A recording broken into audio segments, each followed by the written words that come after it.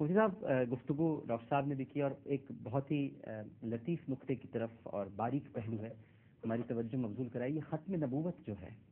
اور یہ جو ناموس رسالت ہے، آپ کیا سمجھتے ہیں مفتی صاحب کہ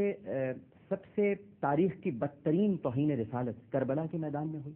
جب امام علی مقام کا سر کاٹا گیا، جنہیں نبی کریم صلی اللہ علیہ وسلم اس گردن کو چوما کرتے تھے؟ ایک تو یہ توہین رسالت بھی ہوئی، تو کیا ختم نبوت سے بھی اس کا کوئی تعلق ہے، کوئی لنک ہے امام حسین کی قربانی کا کہ ختم نبوت کا بھی تحفظ آپ نے کیا کربلا کے میدان میں؟ دراصل جو رسالت سیدنا محمد الرسول اللہ صلی اللہ علیہ وآلہ وسلم اور آپ کی جو نبوت ہے اس پر ایمان اس بات کے ساتھ مشروط ہے کہ آپ کو خاتم النبیین اور آخر النبیین تسلیم کیا جائے. لہذا اگر کوئی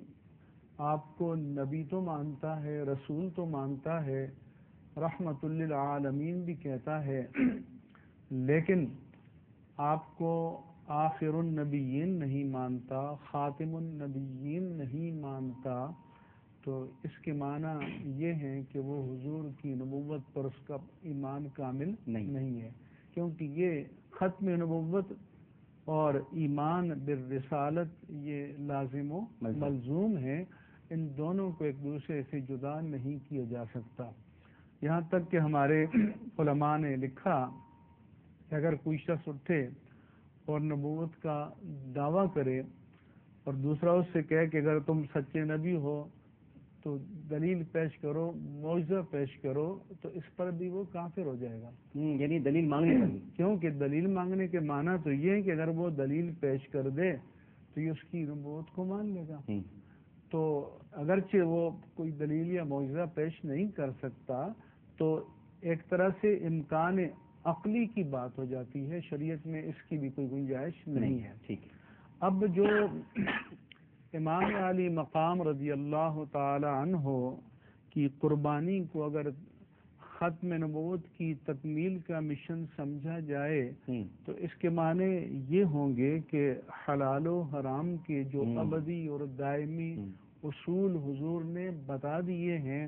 اب ان میں تغیر و تبدل نہیں ہو سکتا. بالکل، کیونکہ تغیر و تبدل یہ شارع کا کام ہے،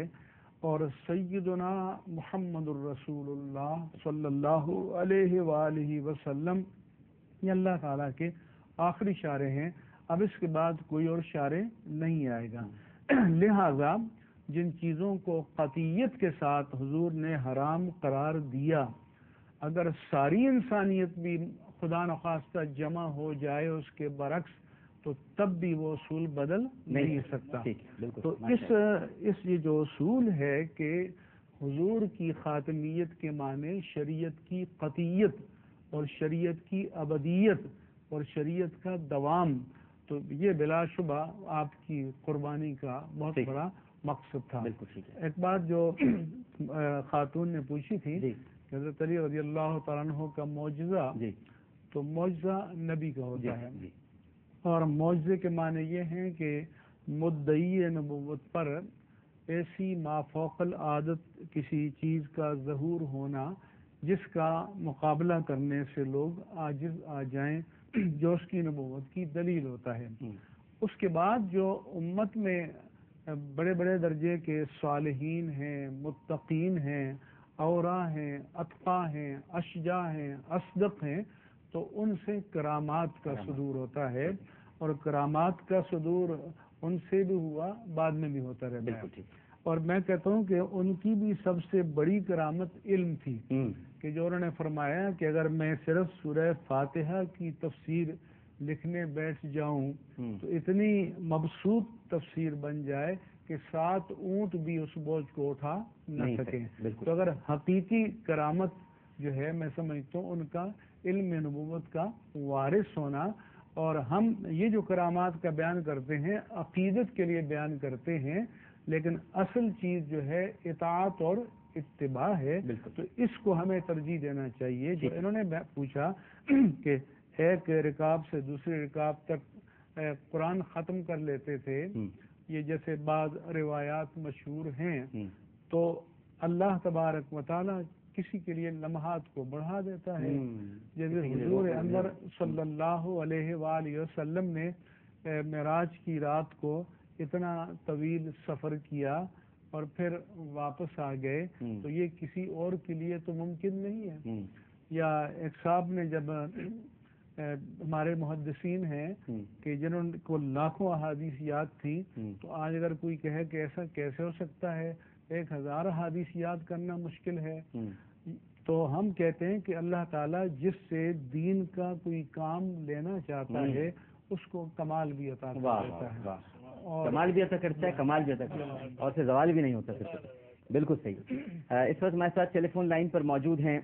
دارالعلوم نعیمیہ کے محتمم اور مولانا سرفراز نعیمی شہید کے صاحبزادے مولانا راغب نعیمی صاحب. السلام علیکم راغب بھائی. وعلیکم السلام ورحمۃ اللہ وبرکاتہ. اس وقت آپ سے بات نہیں ہو پائی تھی، لائن ڈراپ ہو گئی تھی، تو سوال تو آپ نے میرا سن لیا تھا، دہرانے کی ضرورت تو نہیں؟ نہیں جی فرمائیے. بسم اللہ الرحمن الرحیم. سب سے پہلی بات تو یہ کہ آج حضرت امام حسین رضی اللہ تعالی عنہ کا یوم شہادت ہے، اور نہایت ہی تو اس کو احتشام کے ساتھ پوری دنیا میں منایا جا رہا ہے، اور امام علی مقام رضی اللہ تعالی عنہ کی اس عظیم قربانی کی یاد دلا رہا ہے جو آپ نے کربلا کے میدان میں اپنے اور اپنے اعزاء و اقربا کے خون کے ساتھ تاریخ کی اور آنکھ میں رقم دراز کی. اور آپ کی اس قربانی کے حوالے سے اور آپ کی ذات گرامی کے حوالے سے سب سے ایک اہم بات جو اہمیت کی حامل ہے وہ اتحاد و یگانگت کا ظہور ہونا چاہیے. اور خصوصیت کے ساتھ جب ہم پاکستان کے حوالے سے بات کرتے ہیں تو ہمیں حضرت امام علی مقام رضی اللہ تعالی عنہ کی ذات گرامی سے اتحاد کی ایسی شعائیں پھوٹتی ہوئی نظر آتی ہیں کہ اس اسوہ حسنہ کو آج ہم اپنے ملک میں رائج کرنا چاہیں تو ہمارے ملک سے اشتراک و انتشار کی کیفیت کا خاتمہ ہو جائے گا، اور جو ایک دوسرے کے ساتھ جھینا جھپٹی کی ایک کیفیت پیدا ہوئی ہے اس کیفیت کو ہم ختم کر سکتے ہیں. حضرت نبی محترم صلی اللہ علیہ وآلہ وسلم نے ایک حدیث مبارکہ میں یہ ارشاد فرمایا جس کا مفہوم یہ ہے کہ میرا یہ بیٹا، اور اشارہ حضرت امام حسن رضی اللہ تعالیٰ عنہ کی طرف تھا، کہ یہ میرا بیٹا مسلمانوں کے 2 گروہوں میں اتحاد پیدا کرے گا. اور پھر دیکھیے کہ جب آپ کو خلافت دی گئی اور آپ نے 6 ماہ تک مسنت خلافت پہ برسر اقتدار بھی رہے، لیکن آپ نے یہ دیکھتے ہوئے کہ مسلمانوں کی گروہوں میں اتحاد پیدا کیا جائے اور اب جو افتراق اور انتشار کی کیفیت ہے اس کو ختم کر دیا جائے، تو حضرت امام حسین رضی اللہ تعالیٰ عنہ کے مشورے اور ان کی تائید سے آپ نے اپنے آپ کو خلافت سے دستبردار کر دیا اور حضرت امیر معاویہ کی ہاتھ پہ بیعت قبول کر لی. اور پھر ان کی حضرت امام حسین رضی اللہ تعالی عنہ نے امیر معاویہ کے ہی دور میں 20 سال آپ کی بیعت کے ساتھ گزارا. اور یہ ایک ایسی مثال ہمارے سامنے موجود ہے جو کہ رہتی دنیا تک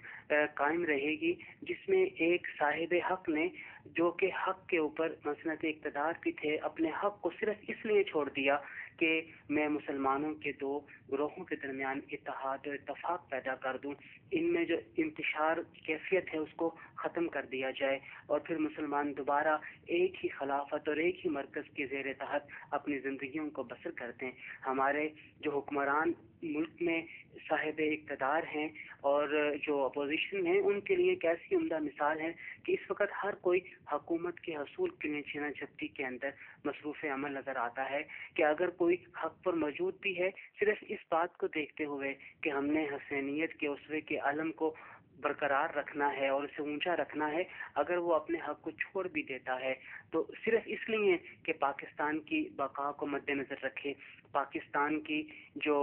دنیا کے اندر ایک پوزیشن ہے اس کو برقرار رکھنے کے لیے کوشش کرے، تو یہ میں کہوں گا کہ حقیقی طور پہ حضرت امام حسین رضی اللہ تعالیٰ عنہ اور حضرت امام حسن رضی اللہ تعالیٰ عنہما کی صحیح اسوہ کی مثال بنتی ہوئی نظر آئے گی. بالکل ٹھیک ہے، بہت شکریہ راغب نعیمی صاحب.